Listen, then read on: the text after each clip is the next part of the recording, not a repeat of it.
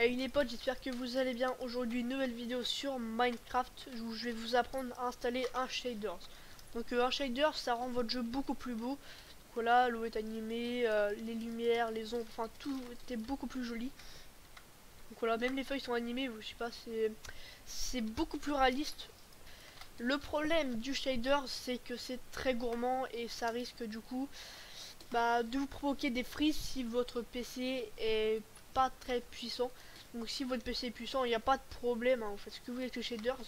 Donc ce que je recommande, c'est que si votre PC est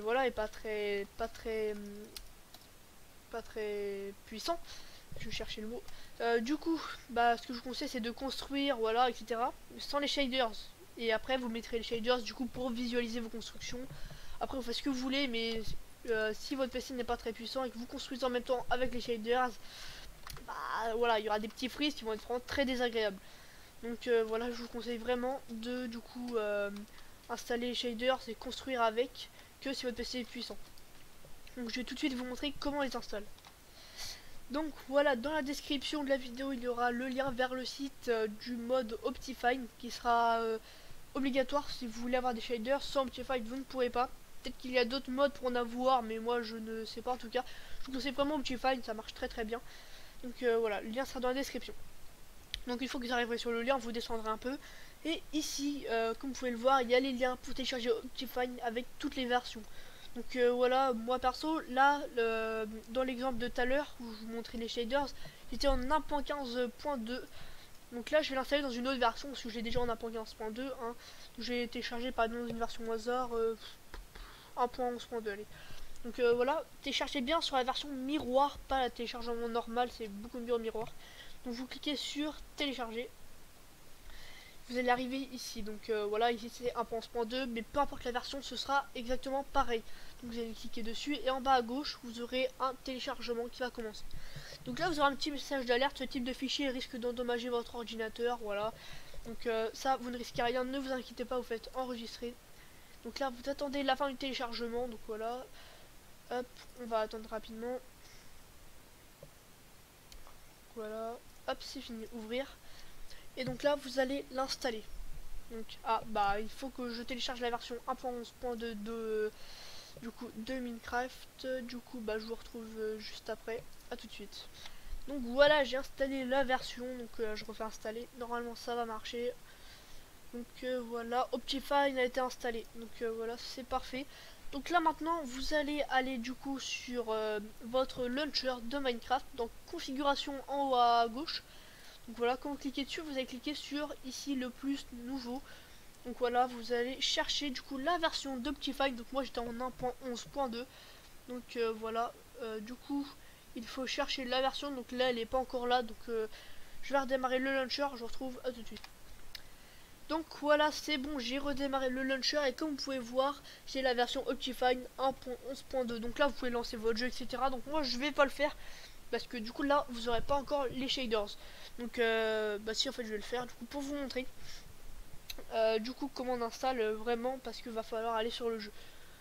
Donc du coup là le jeu se lance. Donc en attendant je vais aller du coup sur le site du shaders que j'ai installé. Donc là Optifine, tout ça on peut fermer.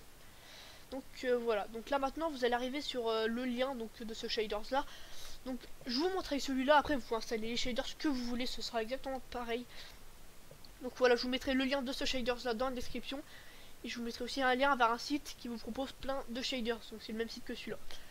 Donc là ici vous allez descendre et ici c'est ce qui va nous intéresser. Donc comme vous pouvez le voir, il y a plusieurs versions Chocapic 13 V7.11, enfin voilà. Donc là on se dit mais quelle version installer? Donc tout ça va dépendre de votre machine, encore une fois.